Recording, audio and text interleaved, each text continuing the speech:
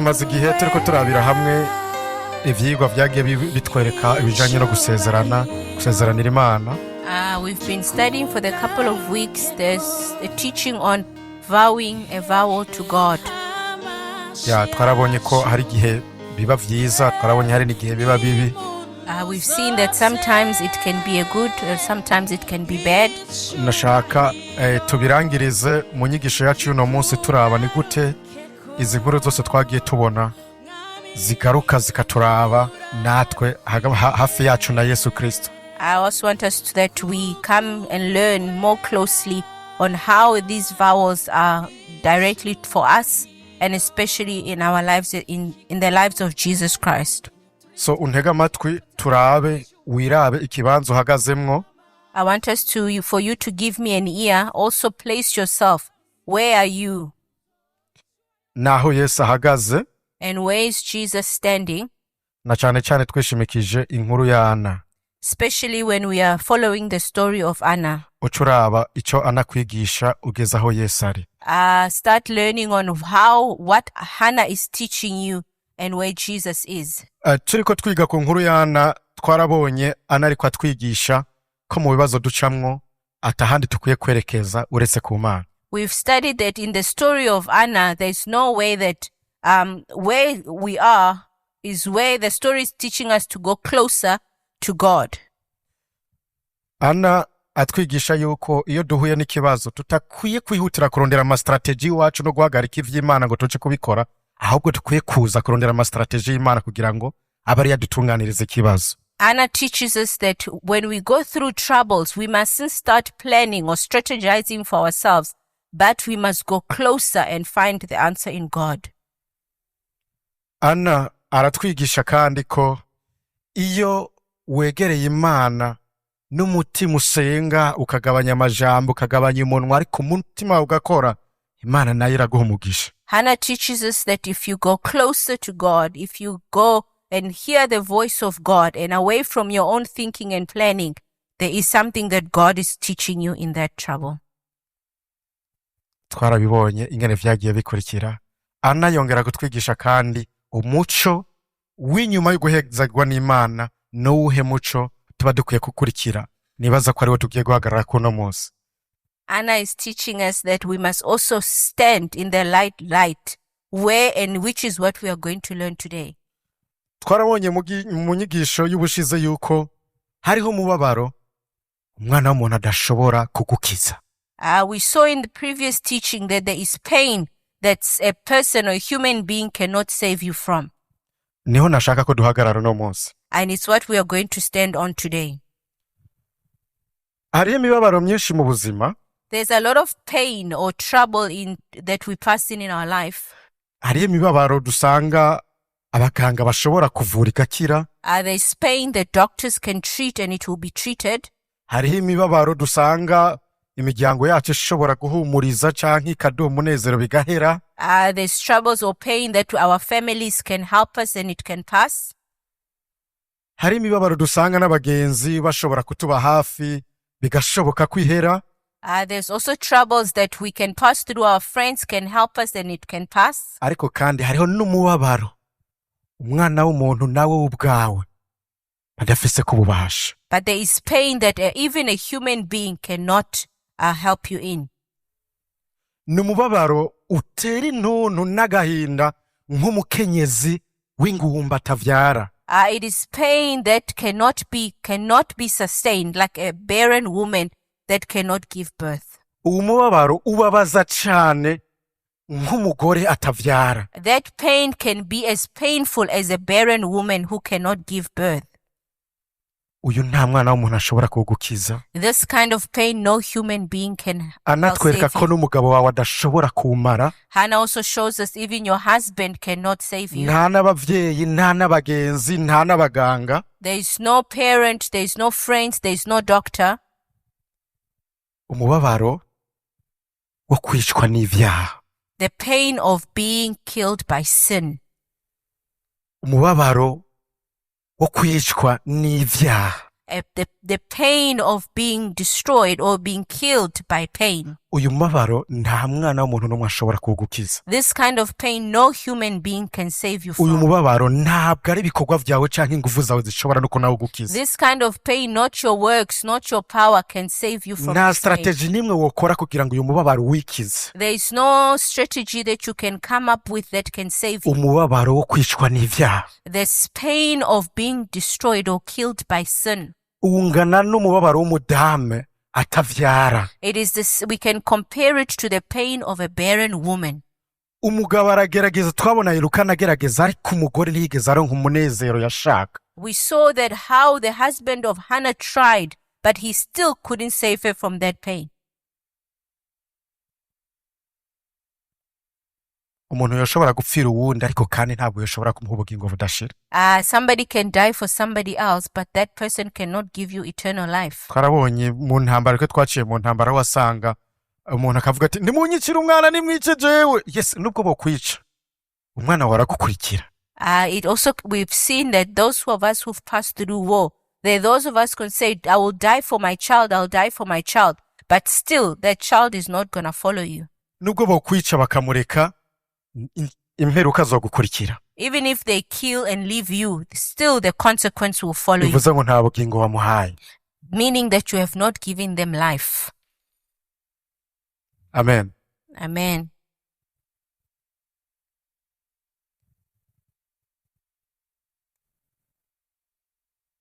namwe yarabagize bazima aho mwari mugipfuye mwishwe n'ivyaha vyanyu. I have saved you where you were being destroyed by your sins. ntiturabe ko Ana ari we yari afise umubabaro wenyene yatabawe. Let us not see that Hannah is the only one that had pain to be saved. ahubwo Ana nakwigishe nawe yuko wagizwe muzima But wari wishwe n'ivyaha. let us also learn from Hannah that even you were saved from sin. Amen. Amen.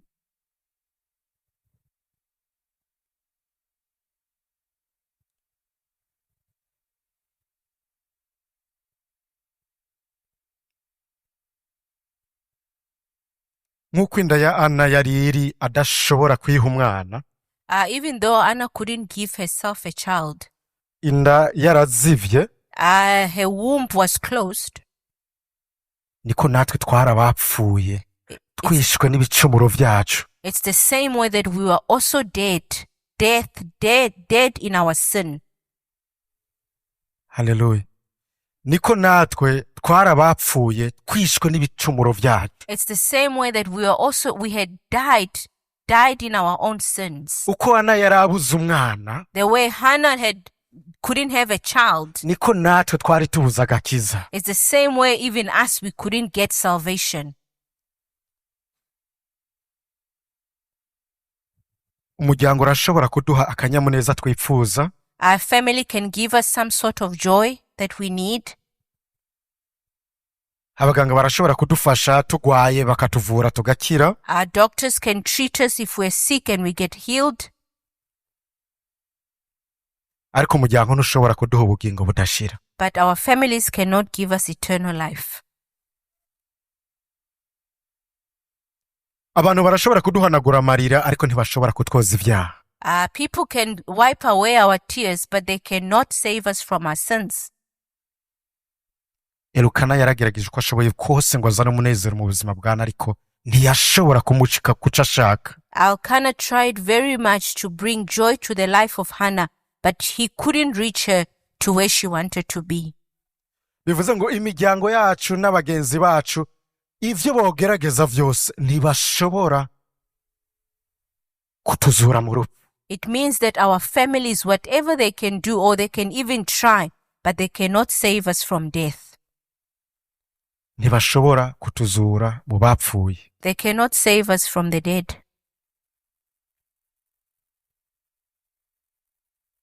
turi kumwe. Are we together? ariko Imana kuko ari umutunzi w'ikigongwe, But because God is a loving and a caring God, kubw'urukundo rwayo rwinshi yadukunze, because He loved us so much, hamwe twari tugipfuye where we were dead to sin, twishwe n'ibicumuro vyacu, dead, killed by our sins, yatugiranye bazima nawe. and he made us alive. Yatugiranye bazima na Kristo. He made us alive in Christ. Ubuntu nibwo bwabakijije. Grace is what saved us. Yatuzuranye nawe, He raised us with him, itwicarikana nawe ahantu ho mw'ijuru, and he set us with him in the kingdom of heaven, turi muri Kristo Yesu, with Christ Jesus, kugira ngo mu bihe bizoza so that in the times to come, ize yerekana itunga rihebuje ry'ubuntu, so that he may show the power of his grace, mu kutugira neza muri Kristo Yesu. for giving us his grace in Christ Jesus. Ubuntu nibwo bwabakijije kubwo kwizera. Grace is what saved us through faith. Navyo nyene ntivyavuye kuri mwebwe. It also didn't come from you. Ni ingabire y'Imana. It was the gift of God. Ntivyavuye ku bikorwa. It didn't come from our works, kugira ngo hoye kugira uwirarira. so that we may not be boastful. Ntabwo vyavuye mu vyo abavyeyi badukoreye. It didn't come from what our parents did. Si ivyo abagenzi baduhaye. It's not what our friends gave us. Si ivyo twikoreye mu bikorwa vyacu. It's not what we did in our own actions. N'ubuntu. But it is grace. N'ubuntu bw'Imana. It is God's grace Kubwo kwizera. through faith. Turiko twiga inkuru ya Hana, twarabonye ukwizera kwa Hana. When we studied the story of Hannah, we saw the faith of Hannah. Ingene anavuye gusenga yitahiye nk'uwishuwe. Even after praying, she went home like she was answered. Yitahiye afise umunezero nk'umugore yasamye inda. She went home with joy like a person that had already received a child, Kubera ukwizera. because she had faith. Ubuntu nibwo bwabakijije kubwo kwizera. Grace is what saved us through faith. Namwe yarabagize bazima. He also made us alive Igihe mwari mu rupfu, while we were in death, mufise umubabaro nka Hana. when we had pain like Hannah, Abagabo banyu n'abagore banyu badashobora kubatabara. when our wives and husbands couldn't save us, Abavyeyi banyu n'abagenzi banyu ataco bashobora gukora. when our parents and our neighbors couldn't help us. Kubw'imbabazi z'Imana. But because of the grace of God, Kubw'ubuntu bwayo. because of his own grace, Tanga umwana wayo kugira ngo dukire. he gave his one and only son so that we may be saved.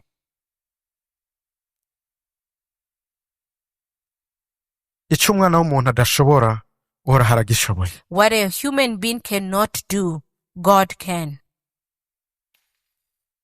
Ijambo rivuga ngo ariko kubw'ubuntu n'urukundo rwayo rwinshi, The word of God says, but because of his grace and mercy, yiheza ukwizera kwa Hana, he gave the faith of Hannah. yihweza ukwizera kwa ukwizera kwa Hana, He looked at the faith of Hannah. iruhura umutima wiwe, He gave her peace imuha umwana yarakeneye, and gave her a child that she wanted. imuha umwana yitwa Samweli. Gave her a son called Samuel. Ariko Imana kuko ari umutunzi w'ikigongwe, But because God is a merciful giver, kubw'ubuntu n'urukundo kuvyayo, because of his mercy and love, yakunze abari mw'isi, he loved the world.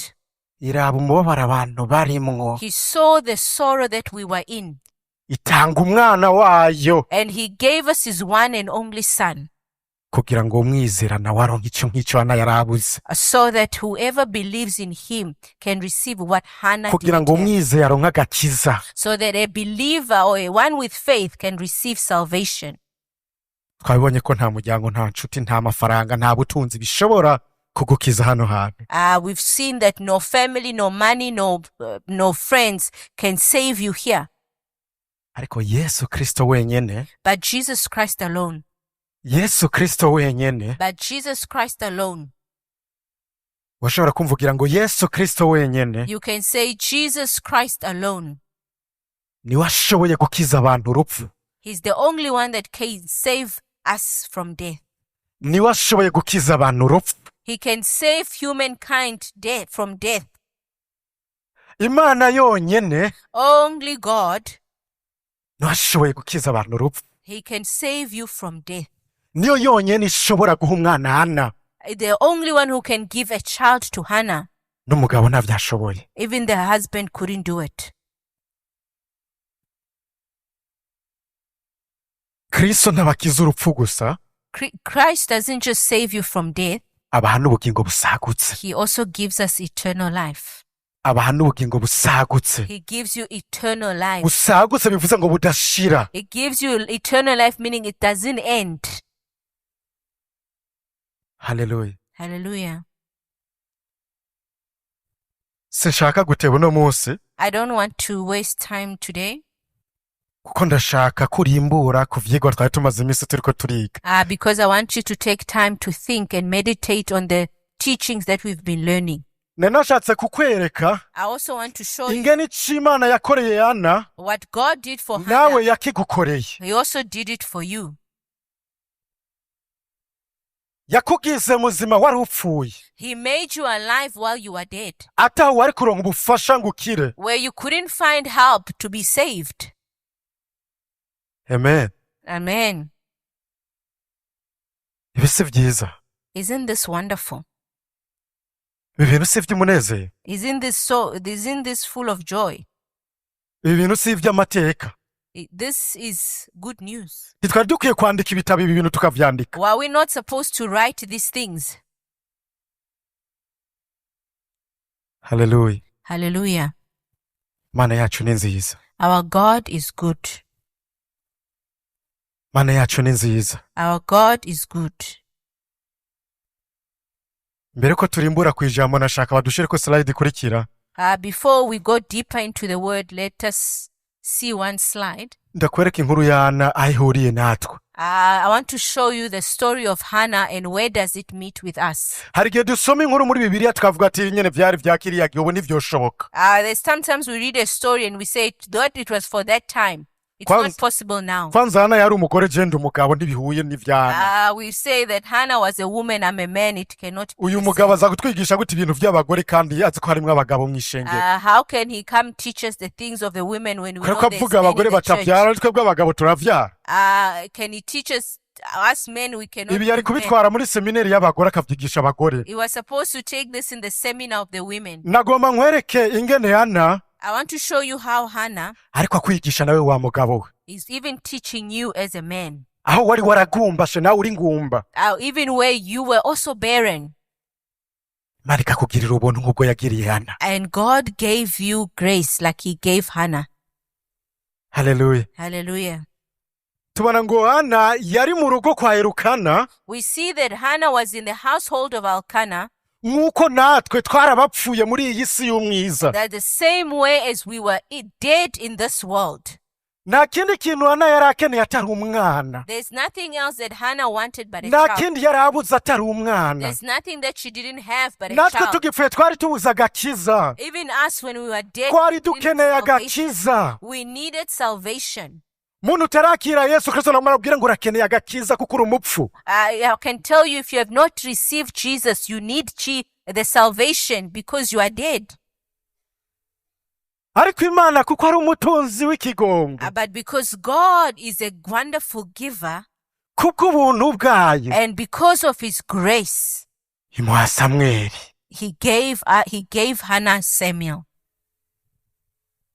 Ariko Imana kuko ari umutunzi w'ikigongo. And because God is a graceful giver, Kuko urukundo rwayo. because of his love, Iduha Yesu Kristo. he gave us Jesus Christ.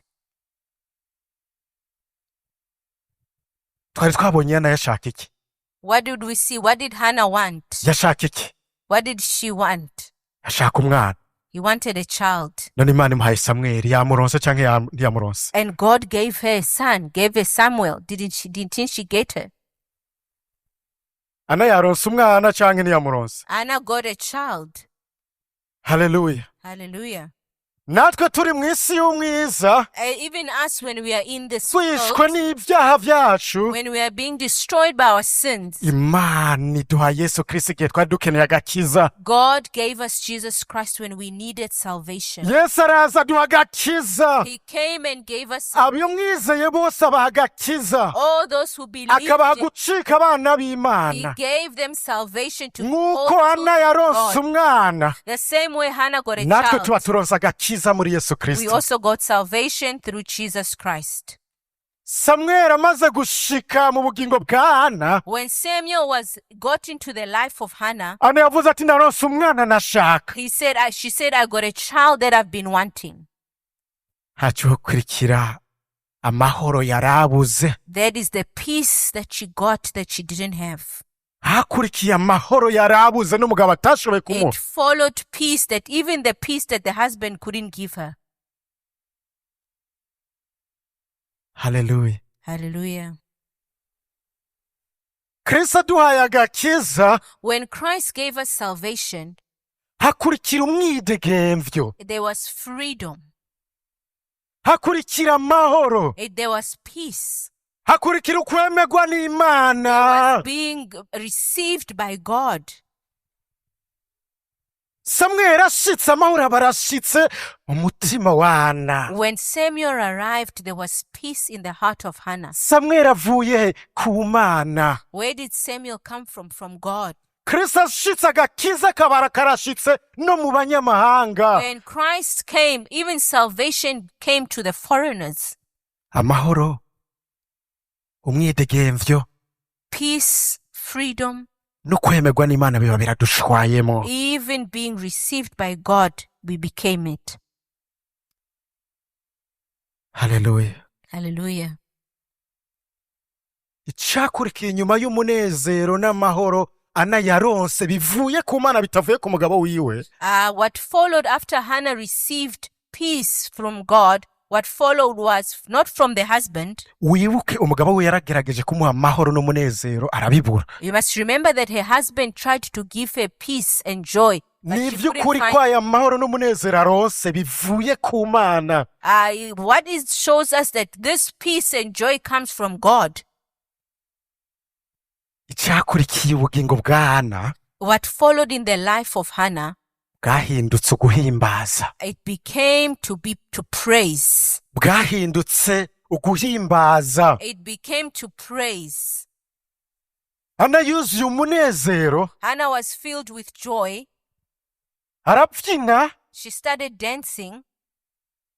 atangura gukompoza n'indirimbo z'iwavuze z'abandi banditse ndazihaze, ndandika yiwanje y'ivy'imana yankoreye. She started composing her own song of what muri God had samweli done. wa mbere kabiri ugenda uyisoma urayisanga iyo yanditse. When in 1 Samuel chapter 2, you see what she wrote. amajambo yose atavuze penina ariko amushinyagurira yandika muri irya ndirimbo. Whatever she didn't have time to write when Penina was mocking her, she wrote it in that song. avuze ati igihe canje rero cyo kuvuga kirageze, She said, my time to speak has kuko imana impaye akaryo, because God remembered. kuko nanje imana yanyibutse. Because God has remembered me. hana avuze ati si ukuririmba gusa, Hannah said, it's not only singing. ngomba no gutanga. I also need to give. urukundo ntirurangirira mu majambo, Love does not end in words. ngomba no gutanga. I also have to give. ndabereka ikintu hana yatanze. I want to show you what Hannah gave. avuze ati uyu mwana ndamuhawe n'imana, She said, this child I received from God. ndavye mu vyo mfise byose nta n'ikindi kintu mbona nomuha noha imana. When I look in everything that I have, there's nothing that I can give. ariko kuko uyu mwana ari we yari afise agaciro ku buzima bwanje nari nkeneye, But because this child was of value to my life, and ngomba I needed nereke him, imana nanje ko nezererewe ico yakoze I want- mu buzima bwanje. I want to show that I want to what God did in my life. afata samweli, She took Samuel. avuze wewe nyene niwe w'agaciro ku buzima She bwanje, said, you are of value in my life. ndagutaritse ngiye kugushikanira imana. I'm going to give you to God. abandi duhora dushikanira abana bacu imana, Some of us bring our children to God. ariko nubwo tuza kubadedicatinga ku Mana But even though we come to dedicate them to God, turabasubirana. we take them back home. Na Mariya ahejeje gushikanira Imana Yesu Kristo yashatse kumusubirana. Even Maria, when she went to dedicate Jesus, she wanted to take him back home. Ariko Yesu yisigarirayo, bagiye baramurondera baramubura. But Jesus stayed back. They looked for him. They couldn't Avuze find ati him. muntwarahe.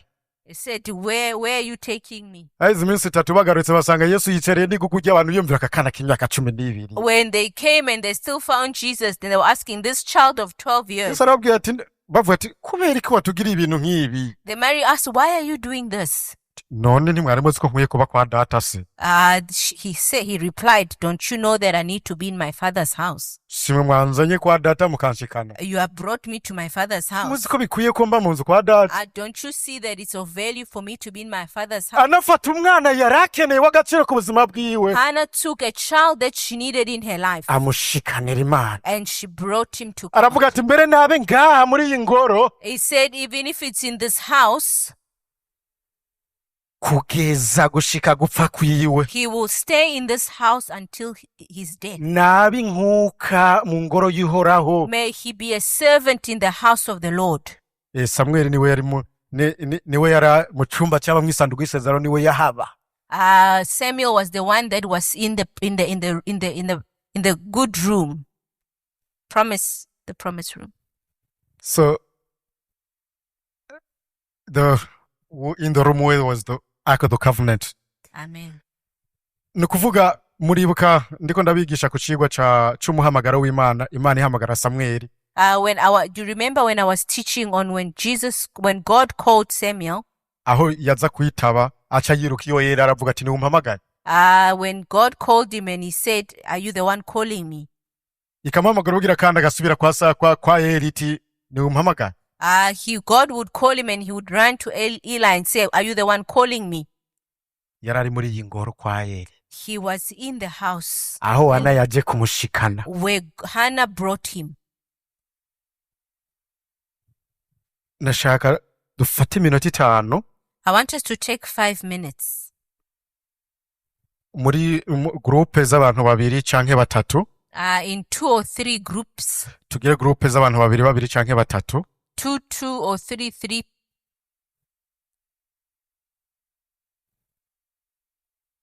Tiag. Mwadusubira kuri ya tableau. We must talk about.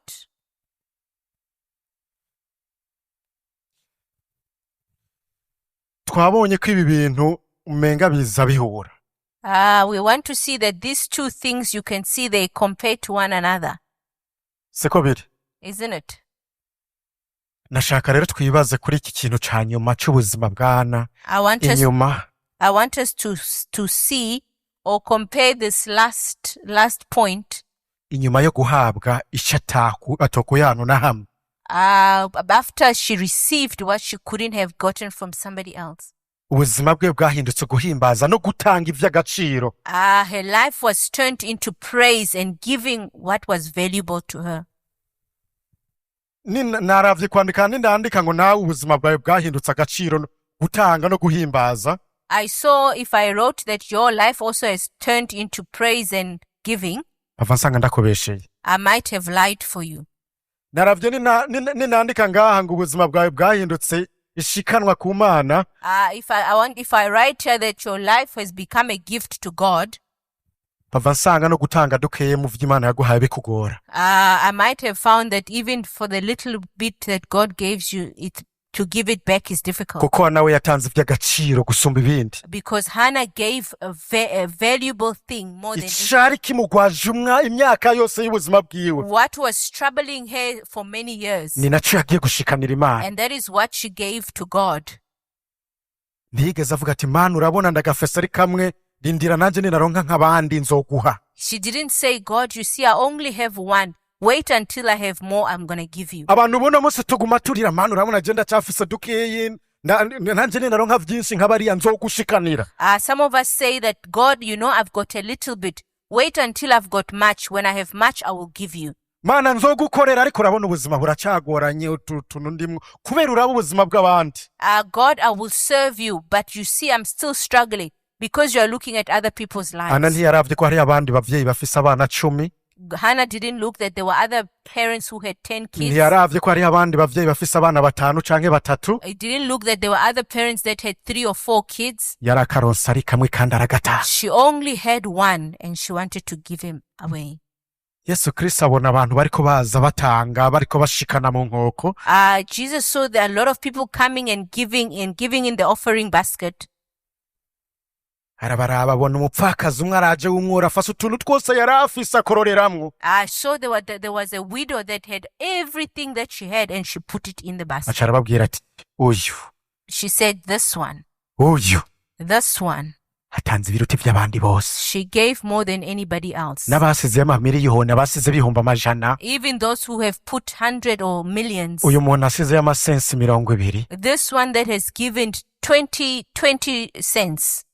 Aratsinze. She's victorious. Igitego aracinjije. She has brought victory. Kubera ko Because aya 20 atanze niyo yari afise yose imbere n'inyuma. Because this 20 cents is all that she had. Nagomba ndakubwire ngo muri tujya twanyuma nyene usigaranye. I want to tell you that even that last that you have, niho Imana irabira ukwizera kwawe. that is where God wants to see your faith. niho Imana iraba ubwizigirwa bwawe. That is where God sees your obedience. Umukenyezi ariko abwira aba Eliya ati nsigaranye agafu n'udufi tubiri tugomba twirire n'umwana wanje tuce dupfa. When a woman said to them that I only have 2 little fish and that is all I have. Nitwa dusigaye. This is all I have. Ariko abahereza bamubwiye ati duhe twisekurire wewe sigaye wizera Imana. But they told him they told her bring everything you have and then just yabonye umugisha muri dukeyi twari dusigaye twanyuma. She had a blessing in the small that she had. Tuje mu masengesho umwe muri twebwe yabaye mu kusengera ishengero mu bijanye n'aya marira tuguma turira y'ubukene. When we came to prayer, one of us had a heart of praying for us in this time of trouble we are going through. Imana iramubwira ngo yamuhaye cyanditse ngo abizigirwa kuri ivyo nyene mufise first. God gave us a word that's saying be faithful in what you have first. Manzu bumwizigirwa muri ivyo bikeyi. Be faithful in that small that I have given you. Niyaguha vyinshi ubwo bwizigirwa uzoburonka hehe kandi wamaze kuba busy. When I give you much, how are you going to be faithful? Sindiko ndigisha gutanga musore tugiye ngaha.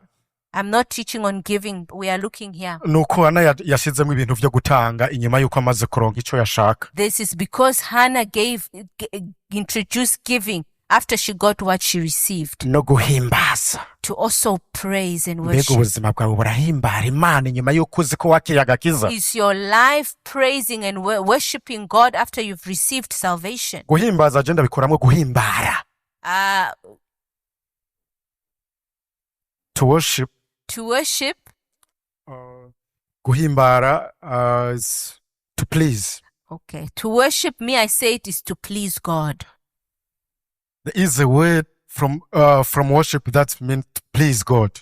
Hari ijambo rivuye kuhimbaza rikajya mu guhimbara. Sinzi ko mu Congereza biza gusona ariko guhimbaza numva harimo ijambo guhimbara. But I don't know if in English can be the same, but there's a word that comes from praising, coming from praising. Okay. Ni gute inyuma yuko wakiriye agakiza ubuzima bwawe bumeze? Nashaka muyage 2-3 please. I want us to speak 2 or 3 of us. After you have received salvation, how has your life changed? Iminota 5 muyage hanyuma musengeranire. Nimba ubona hari icyo kurabura bwira mugenzi wawe. Nimba wumva vy'ukuri hari ijambo riko rigwisha ubuzima bwawe ugomba guhindura, musengeranire. I want us to take this time to talk and pray for each other, that whatever you see that is missing in your life. Murashobora guhindukiza intebe 2-3 kugira ngo murabane hanyuma musengizanye mu bugwaneza. I want us to sit and talk in unity. Inyuma yo kwakira agakiza ugahabwa umwidegemvyo n'amahoro. After receiving salvation and receiving freedom and joy, ni gute ubuzima bwawe bubayeho uno munsi nyuma y'ivyo? How is your life being up today? Kuko anawe twereka ubuzima bwe burimo guhimbaza no gushikana. Because Hannah shows us her life after she received. When the will or the power of God went into Hannah, there was nothing that prevented her to fulfill the will of God. natwe igihe twakira Yesu Kristo Even us, when we receive Jesus Christ, tuba twakiriye ubushobozi budushoboza kuba ubuzima buhimbara Imana. we also have received the power to live a life that is pleasing to God. ushobora kuraba mu buzima bwawe You can look at your life.